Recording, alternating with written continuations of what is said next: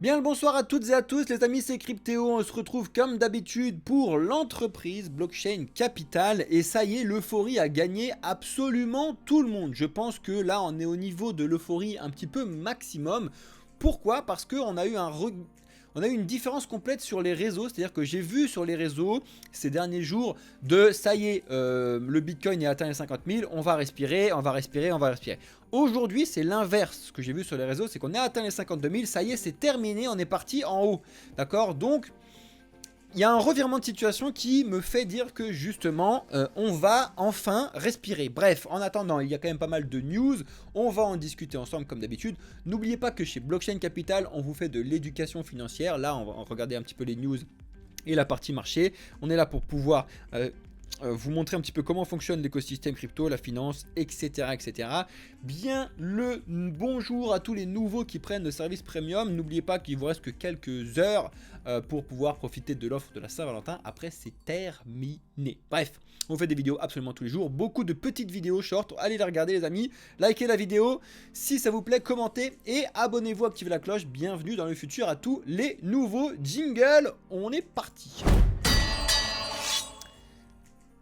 Je vous fais le point de marché tout à l'heure. Oui, je vous ai mis la lumière rouge derrière alors qu'il y a un giga vert au moment où on tourne la vidéo. Sauf que comme d'habitude, c'est très bien que toi, tu vas pas regarder la vidéo au moment où je la tourne, tu la regardes après. Donc je dois être en avance de phase par rapport à ce que je t'explique et ce que je te propose. Et en plus de ça, il faut que je reste logique en termes de respect de mon métier d'analyse financier. Bref, on va regarder les news et après je vous fais le marché comme d'habitude avec les petites dingueries qui se sont passées sur pas mal de choses, notamment le Solana qui continue de respirer, d'aller limite au plus haut, mais c'est fait battre par tout le monde, par Bitcoin notamment. Bref, donc ce que je veux vous montrer déjà, c'est c'est cet analyste qui est très connu hein, sur X, hein, il a 100 000 abonnés, beaucoup de gens regardent, et c'est ce que je vous disais. Il y a eu un petit changement, un revirement de situation où les gens ils disent ça y est, on a passé le plus haut. Et si tu regardes un petit peu les différentes analyses, il explique que ça y est, Bitcoin 51, 52, les prochaines targets ça va être 57, 58, d'accord? Donc il est en train de viser ces trucs-là sur les prochains points, les prochaines semaines, mois à venir, d'une part, et d'autre part, il explique par contre les différentes zones de supply et de demande, donc les différentes zones à surveiller à la hausse et à la baisse en termes de résistance, support, etc. Donc tu peux voir qu'on a eu les 52 000, donc là c'était un peu en retard, c'était posté ça aujourd'hui, donc ça c'était déjà touché aujourd'hui, donc on a déjà touché cette partie-là. Il t'explique qu'on est aux alentours des 55 500 premièrement, et après deuxièmement on a une grosse zone aux alentours des 59 60 000 qui sont vraiment des zones très importantes parce qu'on est quasiment sur l'ATH connu. Après l'ATH maximum des 69 000 et quelques, vous savez que ça a duré qu'une seule journée, bref on est plutôt resté aux alentours de 64, 65, etc. Bref, et pareil à la baisse, à surveiller les 48, à surveiller les 45 et à surveiller les 42 en termes de zone de rachat potentiel. Mais bon, c'est ce que je vois actuellement. Quand tu regardes un petit peu sur X de partout, il y en a beaucoup qui expliquent ça y est, on a passé le plus dur, maintenant on va faire que de monter. Et tu vois là il l'a refait en expliquant que la zone la plus importante c'était devenu 48 maintenant, et qu'on avait que des zones à la hausse à aller expérimenter, dont les 64 000 etc que je vous disais tout à l'heure. Donc ça on va regarder ça ensemble comme d'habitude chez Blockchain Capital. Donc soyez bien évidemment abonnés pour pouvoir être au courant de tout ce qu'on vous propose. Même sur notre Twitter on vous met beaucoup de choses. Soyez présents les amis. Vous savez que je vous présente de temps en temps des projets, bien évidemment. Et là, je voulais faire un petit rappel du projet Zeta. J'en avais déjà parlé. La blockchain qui connecte toutes, qui les connecte toutes. Donc vraiment, quand tu dis ça, tu dis bon bah c'est un concurrent direct du Link, hein, du Link, ou alors des projets qui sont type Layer 0 pour pouvoir faire de l'interopérabilité. Je vous invite vraiment à faire vos recherches sur ce type de projet-là, qui sont non seulement nécessaires à l'écosystème crypto, mais qui sont aussi intéressants en termes de point de vue de développement et de technologie. Donc si vous voulez, je vous mets le lien bien évidemment comme d'habitude dans notre Discord. Donc de là pour le coup c'est un article de Journal du Coin, mais vous pouvez aller chercher les informations un peu de partout. Moi je vous les ai mis sur celui-là parce que c'était en français. Je sais qu'il y a beaucoup de gens qui sont intéressés là-dessus, sinon j'aurais pu vous mettre le livre blanc directement. Mais vous avez une construction qui est assez intéressante sur les Zeta Chain et ça mérite du coup votre attention après l'investissement ou quoi. Vous savez que je m'en fous, faites absolument ce que vous voulez. On a une grosse annonce de nouveau de la part de Ledger qui annonce qu'ils sont en train de faire un gros partenariat avec Coinbase Pay et du coup maintenant le Ledger Live est disponible sur Coinbase Pay. C'est énorme, hein, donc Coinbase, entreprise américaine, cotée en bourse, etc. Et nous, Ledger, la petite licorne française qui fait beaucoup de bruit, mine de rien, ça fait plaisir de voir ce type de news un petit peu. Ça change, surtout sur les projets en France, enfin les projets français, parce qu'en France, voilà, faites vos recherches où est basé Ledger. Bref, donc ça c'est une grosse annonce. On continue avec notre très cher ami Peter Schiff, alors c'est comme si c'était mon pote, mais pas du tout, qui a quasiment 1 million d'abonnés, donc qui est très connu dans le monde de X pour pouvoir faire des annonces économiques. Voilà, il était quoi, chef économiste et stratégie globale, bref, on s'en fout un peu de son titre sur son truc. Et il explique quelque chose que je vous répète et qu'on vous répète avec Alex depuis très longtemps. Il explique que si la Fed augmente les taux ou laisse les taux actuellement pour pouvoir faire baisser l'inflation à 2%, tous les États-Unis vont en payer le prix et toutes les grosses banques aux États-Unis vont tomber parce qu'elles ne peuvent pas du coup avoir assez de trésorerie pour pouvoir avoir ce taux aussi haut pendant autant de temps. Donc, que faire ? Que faire? Parce que là, actuellement, franchement, ils doivent péter un câble à la Fed. Parce que l'inflation baisse pas ou pas assez vite. Ça, c'est une catastrophe. On n'y est pas du tout aux 2%, on en est très loin. Alors que les taux n'ont pas bougé depuis très longtemps et les taux sont pas encore prêts de baisser, etc. C'est une catastrophe. Franchement, c'est une catastrophe. Et on le sait tous, c'est-à-dire que ça, c'est quelque chose que tout le monde sait. Les taux hauts ne peuvent pas être hauts pendant trop longtemps. C'est un outil de la Fed pour pouvoir rabaisser l'inflation. Et en fait, on se rend compte qu'elle ne baisse pas.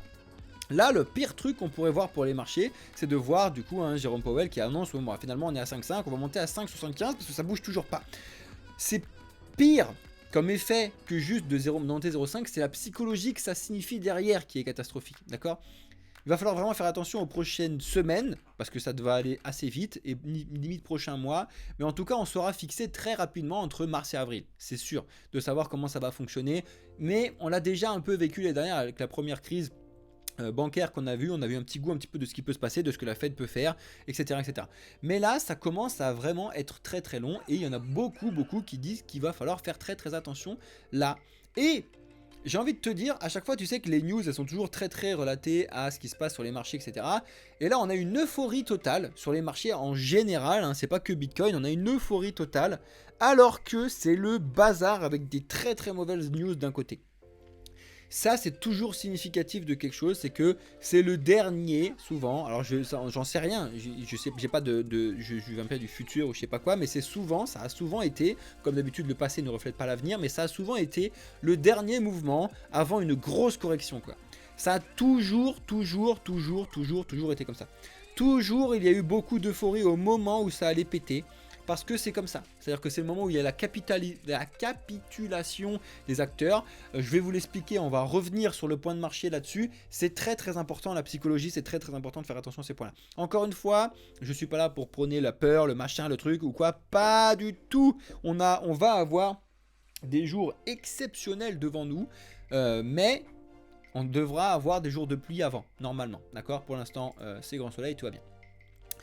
On a, ça c'est juste pour la blague, hein, mais on a notre ami Craig Wright qui déteste qu'on lui dise qu'il n'est pas Satoshi Nakamoto. Alors c'est assez drôle, hein, mais vraiment il pète un câble, il explique j'en ai marre, arrêtez de penser que je suis pas lui. Mais nous on en a marre de toi, qu'est-ce qu'on s'en fout de qui c'est Satoshi Nakamoto? Franchement, je vous le dis, j'ai beau être ultra fan de Bitcoin et de la psychologie de là où les personnes qui ont rédigé Bitcoin, mais j'en ai rien à foutre de qui c'est, quoi. Et je veux pas savoir en plus, qu'est-ce que ça m'apporte de savoir qui est Satoshi Nakamoto. Je vous ferai une vidéo, parce que ça c'est très drôle, de toutes les différentes rumeurs, de qui peut être, etc. Satoshi Nakamoto, etc. Ça c'est très drôle.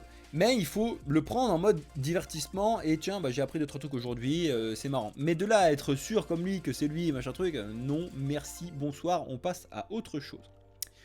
On a aussi ces gros titres là qui arrivent, c'est ce qui me fait dire qu'on arrive sur un haut, hein. C'est ce qui me fait dire là-dessus, c'est qu'on a des très gros titres comme ça qui disent voilà, bon alors, lui c'est un génie, Peter Thiel, il a investi 200 millions de dollars dans le Bitcoin en octobre, novembre, là il est trop bien, franchement il investit avant le bull run, c'est un génie ce mec, c'est un génie, c'est un génie, c'est un génie.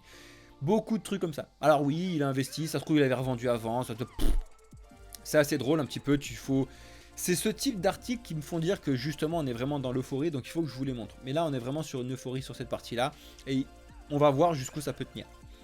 On continue avec la famille Ripple, s'il y a des gens qui sont fans de Ripple parmi nous, je sais qu'il y en a beaucoup, chez Blockchain Capital ça fait rire. Mais du coup ils ont acquis Standard Custody and Trust pour pouvoir apporter des nouveaux services crypto aux États-Unis. Alors c'est vraiment pas une blague.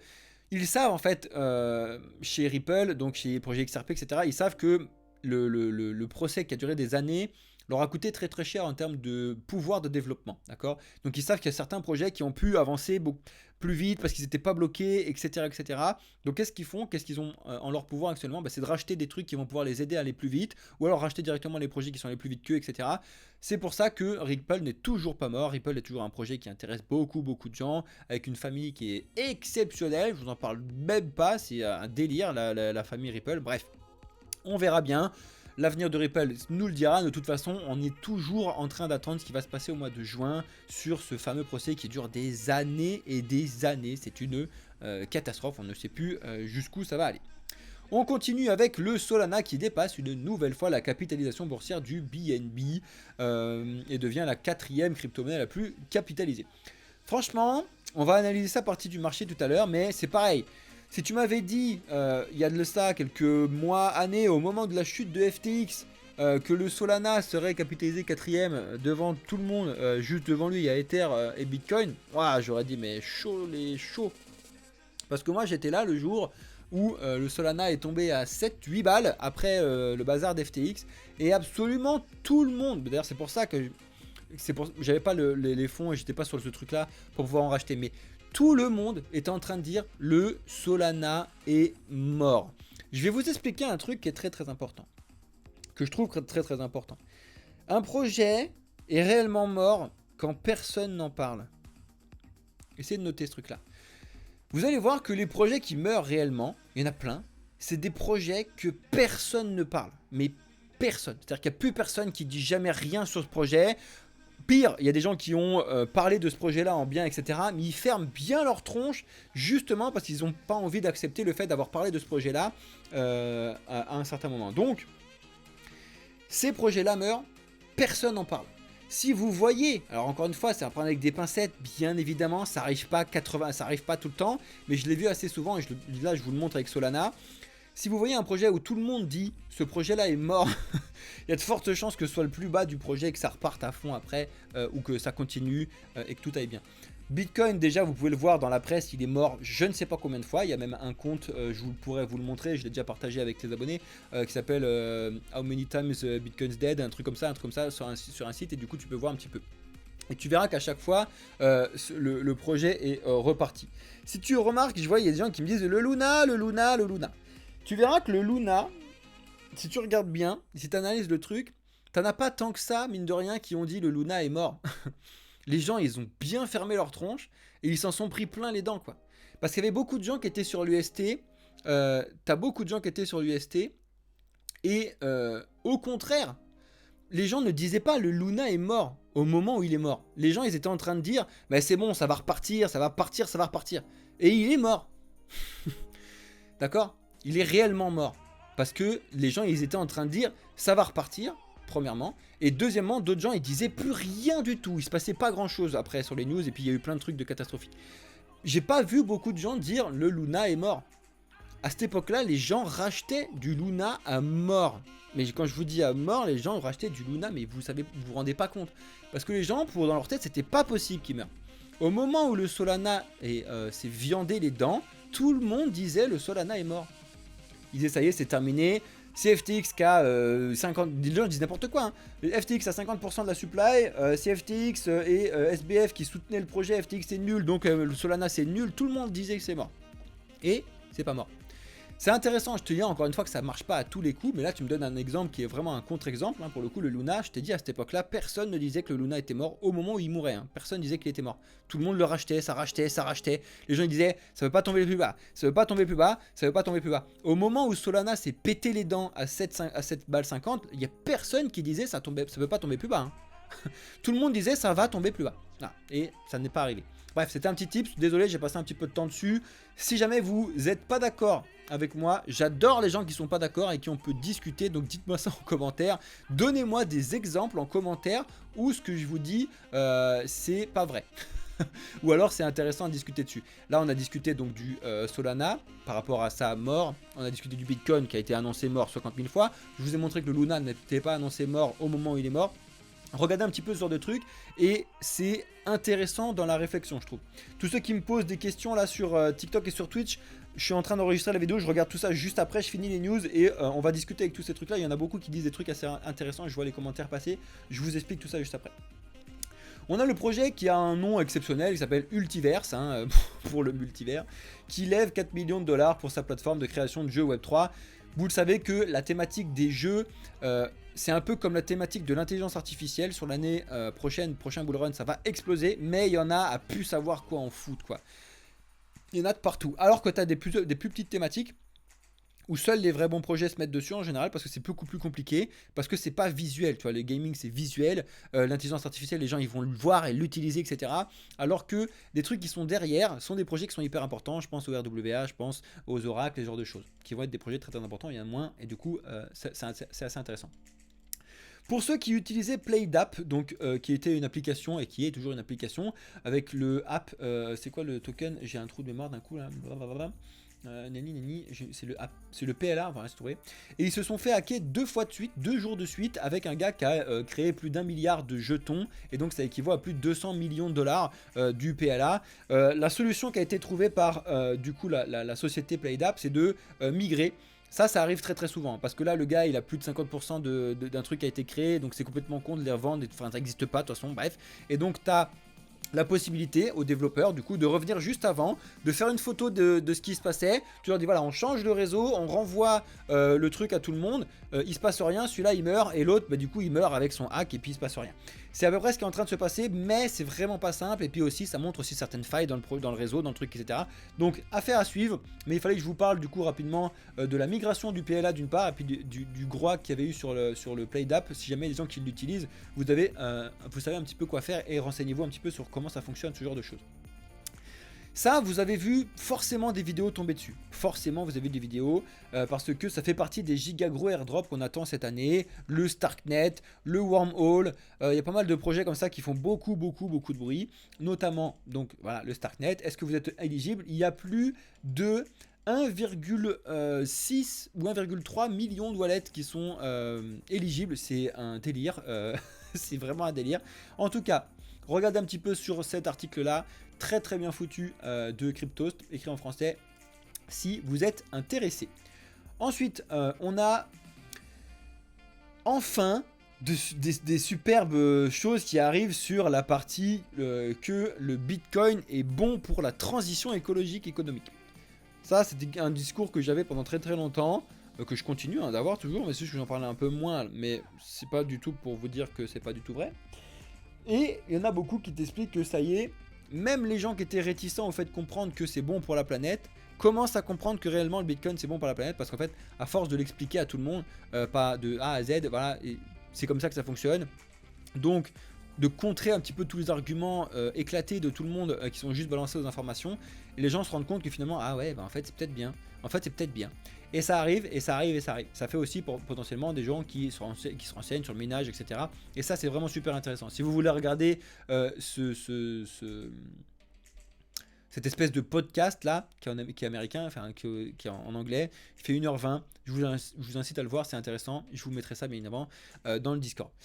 Voilà le pétage de câble de la journée. Donc c'est Sotheby's, vous savez que Sotheby's, donc c'est le gros truc j'ai plus le mot en français là, où tu peux acheter, où il y a le gars qui tape avec le marteau là. J'ai plus le mot en français, dites-le moi en commentaire le mot en français, mais bon bref.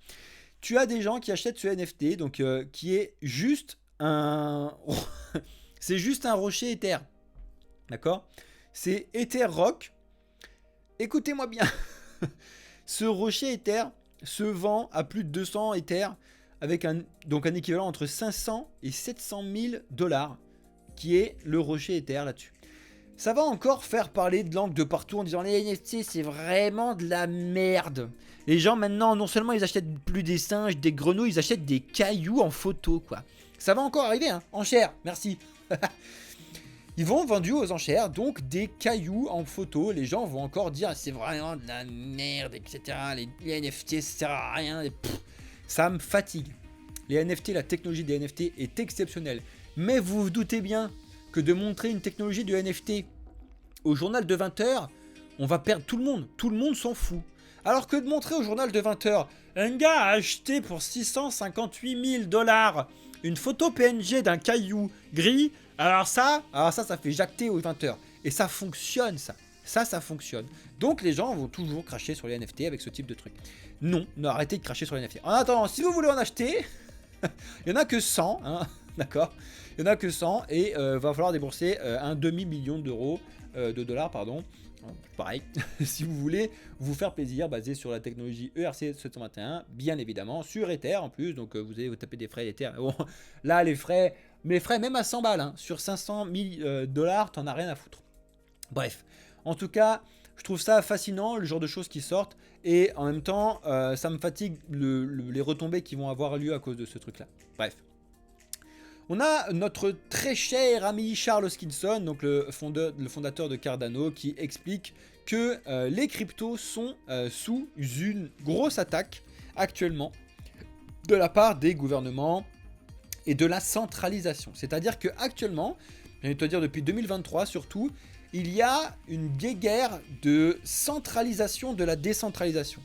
C'est-à-dire qu'ils sont en train de faire des ETF, donc pour centraliser les gens, d'accord, sur quelque chose qui est décentralisé, donc Bitcoin, potentiellement Ether, qui est une catastrophe.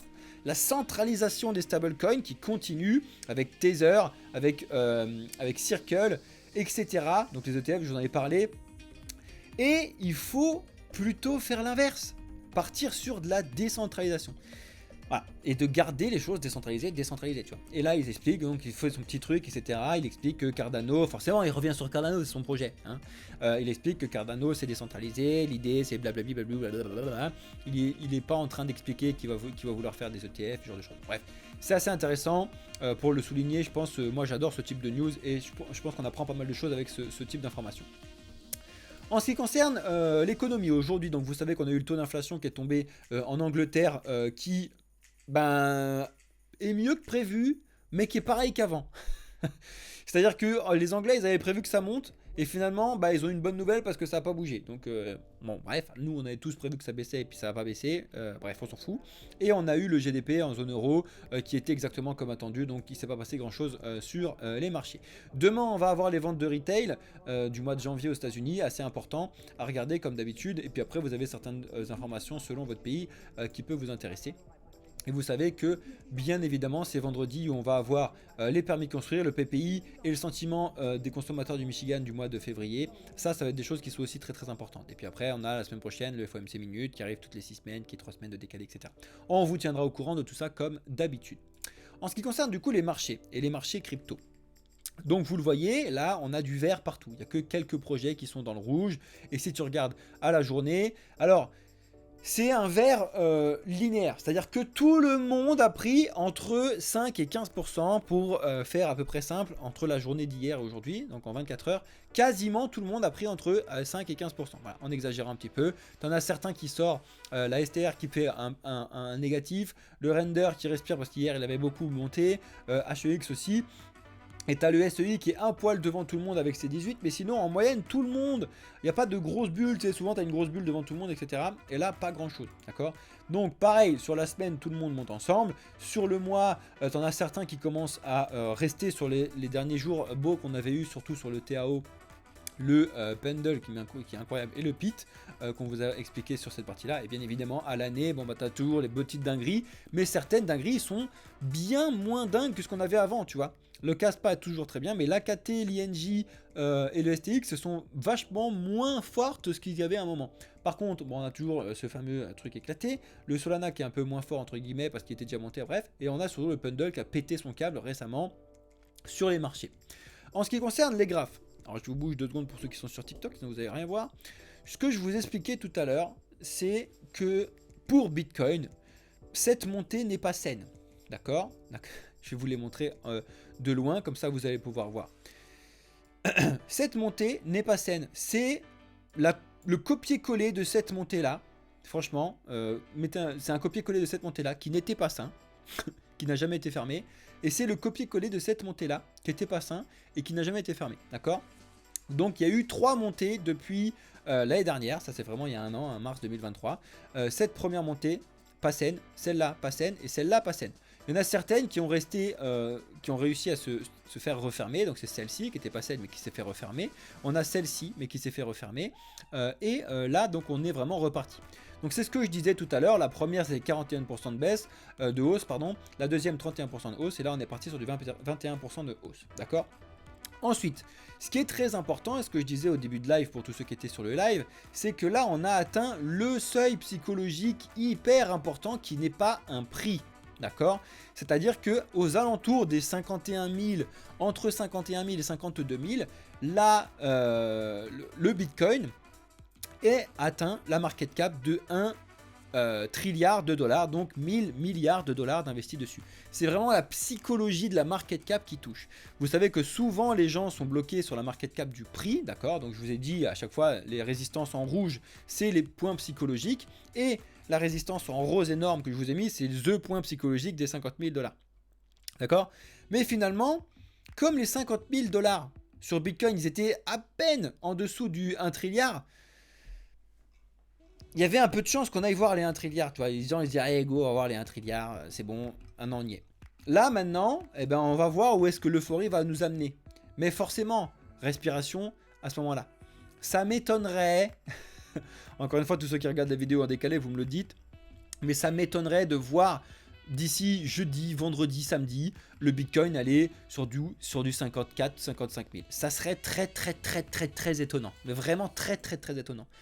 La logique là, c'est où on stagne et bloqué à 1 trilliard parce que les marchés sont plus ou moins contents, on stagne, grosse guéguerre entre les acheteurs et les vendeurs. Très bien, première solution. Deuxième solution, bah, c'est qu'on descende aussi vite qu'on est monté et qu'on vienne te refermer tous ces trucs. Donc les 50, les 48, les 45, les 42. Qu'on vienne refermer vraiment tout ça en quelques jours, semaines. Parce qu'il ne faut pas non plus péter un câble. J'aimerais pas qu'on fasse des grosses bougies qui ferment tout ça. Ça serait pas ça non plus. Il faut repartir doucement. Ça, c'était vraiment une très belle baisse. Scène, là, c'était beau. On aurait pu la continuer, ça aurait été incroyable. Mais bon, finalement, non. D'accord? Donc ça, c'est un petit peu les scénarios plausibles en fonction de ce qui est intéressant sur Bitcoin actuellement. Ok? Donc, il vous intéresse aussi les autres choses. Sur Ethereum face à Bitcoin, vous savez que je vous aime bien vous montrer moi ce graphique là qui est un graphique qui est méconnu de n'importe quel trader parce que c'est quelque chose de très nouveau, c'est-à-dire deux tokens décentralisés l'un face à l'autre. Ça donne des événements et des choses qui sont très inattendues, pardon. Et du coup, c'est intéressant de mesurer entre guillemets la force de Bitcoin ou la force d'Ether par rapport à Bitcoin. Donc là, c'est intéressant, on voit que Ether est reparti en termes de force par rapport à Bitcoin, là où Bitcoin l'avait écrasé pendant très longtemps. Vous voyez qu'à chaque fois, les mouvements sont là très visuels, c'est-à-dire que Bitcoin écrase Ether petit à petit, là où Ether reprend d'un coup. Donc tu vois, il reprend d'un coup, il reprend d'un coup, il reprend d'un coup, il reprend d'un coup, il reprend d'un coup, il reprend d'un coup. Alors qu'à chaque fois, Bitcoin, quand il reprend doucement, tu vois, il reprend doucement, il reprend doucement, il reprend doucement. C'est assez intéressant. Donc là, pareil, on est en train de voir est-ce qu'il a fini son truc, et on va pouvoir reprendre doucement la puissance de Bitcoin sur les prochains jours ou pas. En attendant Ether, je vous ai placé les différentes résistances qu'il a explosées à chaque fois un par un sur cette montée. Donc c'est pareil, le psychologique des 2500 hyper important. Donc on a résumé dessus et on est reparti à la hausse. Ensuite on avait les 2580, les 2680 qui sont des zones assez importantes. Et là pour l'instant on est cassé tout ça à la hausse. Logique c'est de revenir au moins rebondir sur 2600 et à voir si on veut rebondir encore plus haut ou pas.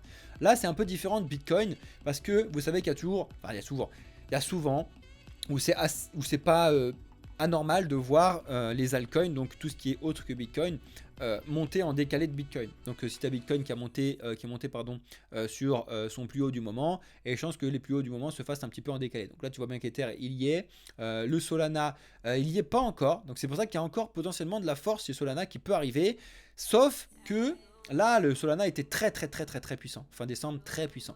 Mais tu vois, il est allé taper les 125, pour l'instant on n'y est pas. Donc c'est pareil, on oscille entre 105 et 115, là, il est juste au-dessus des 115. Est-ce que les 115 vont tenir le coup et on va repartir pour aller sur les plus hauts de Solana? C'est pas impossible parce que Bitcoin vraiment a monté. Si Bitcoin latéralise aux 52 000, le Solana aura des chances de pouvoir aller plus haut. Hein. Ça c'est clair. Si le Bitcoin se viande, tout le monde va se viander, d'accord? Et si le Bitcoin monte, tout le monde va monter. Mais pour l'instant, je vous ai dit que la Bitcoin montée, c'était assez peu logique, d'accord? Bref. On continue avec les autres cryptos. Donc l'ADA, pareil. Pas de gros changements. Le Matic est toujours dans le stress de ce qui se passe en ce moment, le gros changement avec la ZK, etc. On a Atom, pareil. Polkadot, pareil. Avalanche, pareil. Il ne se passe pas énormément de choses. C'est un peu plus calme par rapport aux autres choses. Le XRP, rien. Il ne se passe rien du tout. Malgré les annonces qui se passent, il ne se passe rien. Rien du tout. Le Bitcoin pète des câbles, le XRP s'en fout royalement. Par contre, c'est le BNB qui lui suit vraiment Bitcoin. Alors là, pour le coup, le BNB pète limite sur son plus haut. Ça y est, il y est là. Voilà, on va voir. Mais le BNB très fort depuis le changement de présidence là avec CZ, etc. Franchement, affaire à suivre. Affaire à suivre. Et on a le link, voilà, que je voulais vous expliquer aussi, que je voulais continuer là-dessus, avec la potentielle prochaine résistance des 22 dollars à surveiller. Comme on est au-dessus des 18, il y a quand même des chances d'aller voir les 21 dollars 9. On va voir. Pareil, tout dépendra un petit peu de ce que va nous faire Bitcoin sur les prochains jours, les amis. Voilà, je vais répondre aux questions un peu sur TikTok et sur Twitch là, parce qu'il y a pas mal de choses que je vous ai dit par rapport à ce que je vous expliquais tout à l'heure sur la peur, etc. En attendant, j'espère que vous l'avez aussi expliqué tout ça dans les commentaires sur YouTube, les amis. J'espère que tout ce qu'on vous dit, ça vous plaît. Le but du jeu, c'est que vous puissiez comprendre, vous éduquer sur tout le fonctionnement de tous ces trucs-là. C'est hyper important, les amis. J'espère que vous avez bien évidemment liké la vidéo. J'espère que vous avez lâché votre petit commentaire, même de soutien ou une question. J'ai un peu de retard là sur les commentaires. Mais je vais regarder tout ça bien évidemment, j'espère que vous êtes abonnés. En attendant, on fait des vidéos tous les jours, regardez aussi les petites vidéos, lâchez les likes sur les petites vidéos que vous regardez, c'est le meilleur soutien que vous puissiez nous faire les amis. Je vous laisse là, je vous souhaite à toutes et à tous une excellente Saint-Valentin avec votre Valentin, votre Valentine les amis. Voilà, je suis en train de travailler comme d'habitude, hein, donc voilà, il est 19h bientôt, je n'ai pas fini la journée. Bref. C'était Cryptéo pour l'entreprise Blockchain Capital, je vous souhaite à toutes et à tous une excellente soirée, je reste en live. Donc bougez pas ceux qui sont en live, je vais répondre à vos questions. Ciao les amis YouTube!